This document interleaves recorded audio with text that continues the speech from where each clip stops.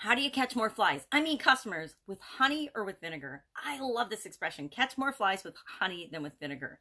And I love it for a lot of reasons. Number one, I just used it on my 4-year-old granddaughter. I was teaching her the day before yesterday about catching flies with honey and behavior and being sweet and agreeable versus being loud and crying and screaming and difficult. Now, my daughter also had a not a big bout with it, but a period of tantrums. She had tantrums when she was little. She's a beautiful little fiery redhead, and she has that beautiful traditional redheaded personality where she would have tantrums. Well, I found out that little blonde curly haired girls may like to have tantrums sometimes. Not tantrums so much as just be disagreeable and resist change, resist things that grown-ups might want her to do.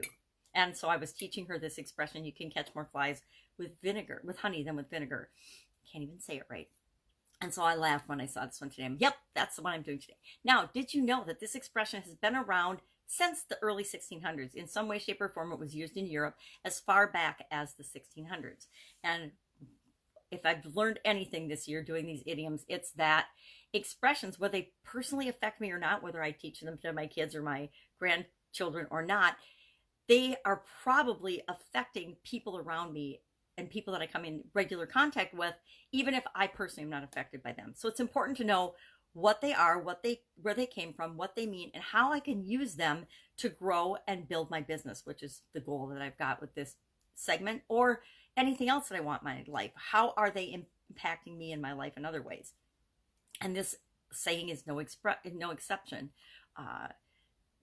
Catching more flies with honey than with vinegar, it's common sense, only in that so many of us have had the experience where we've been at a picnic or we've been at an event or we've just baked a caramel apple pie and it's cooling in the kitchen, and all of a sudden, even though you didn't think there were any flies around, boom, flies are beelining to your pie or your sweet or your cake or whatever happens to be at your picnic or in your kitchen that is sweet. They're not going after the dish soap. They're not going after the vinegar. They're not going after anything bitter and disagreeable. They're going after something that they're attracted to, the sweets.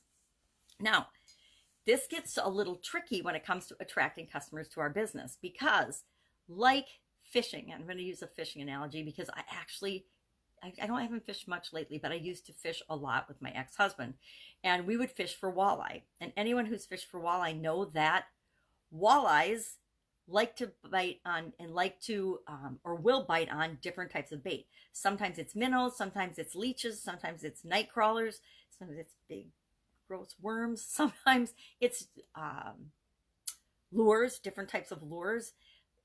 It's not that the fish are fickle, it's just sometimes they're hungry for some things, other times they're hungry for other things. Now, I would imagine that minnows and leeches and crawlers taste sweet to walleye, but I don't know because I've never talked to a walleye. So the point about the bait is that sometimes we need to use different bait to attract people to us. But it has to be sweet and appealing to the fish. It has to be sweet and appealing to our customers. If it's not what they want, they're not going to bite on it. They're not going to take advantage of it. If we're not giving people what they want, they're not going to be attracted to us in our businesses.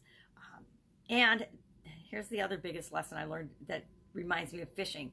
When the mayflies are hatching, the fish aren't biting. If the fish aren't hungry, if the place you're fishing doesn't have any hungry fish, the only thing to do is to move the boat and fish somewhere else. Go after different crowd, different people. The thing about our businesses and catching more flies or anything, more fish or more customers with honey is they have to be hungry in the first place to be attracted to what it is that you want.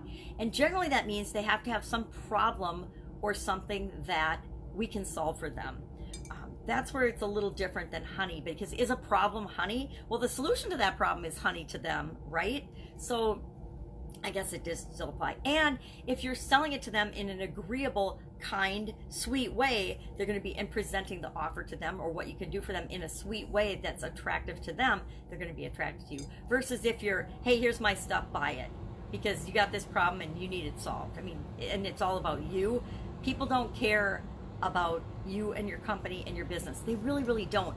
All they care about is them, their lives, and solving their problems and making their lives better, right? So when we're sharing information about our business and our services and what we do, we need to make it all about them, all about other people like them that have had success, all about how they can get the solution quickly, easily, fast, more efficiently, more effectively than they can do it on their own. That's why they do business with us.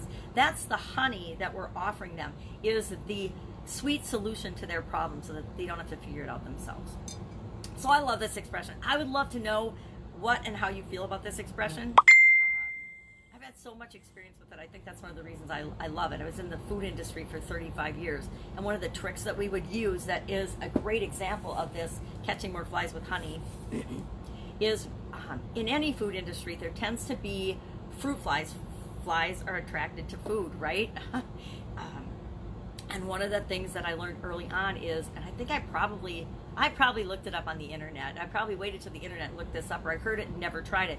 But what we would do is at night in the summer, when fruit flies or drain flies or forage flies could come to the plant, or we'd see one, we would put out this mixture. We'd put out in a bowl. We'd take a bowl and we would put water, Dawn detergent in it, and then a little bit of vinegar.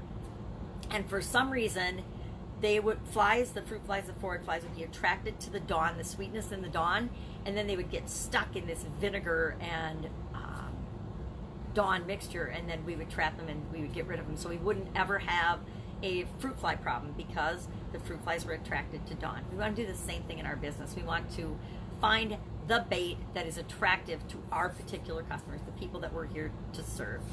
That's it. Have an awesome day. If I can help you in any way, hit me up in the comments below. Otherwise, I will see you tomorrow with another interesting idiom. What does it mean? Where did it come from? And even if it's not impacting you, remember, it might be impacting people that you come in contact with and you want to do business with. So that's why it's important to know these things. Have an awesome day. Catch you tomorrow. Bye. Catch you tomorrow like the fish.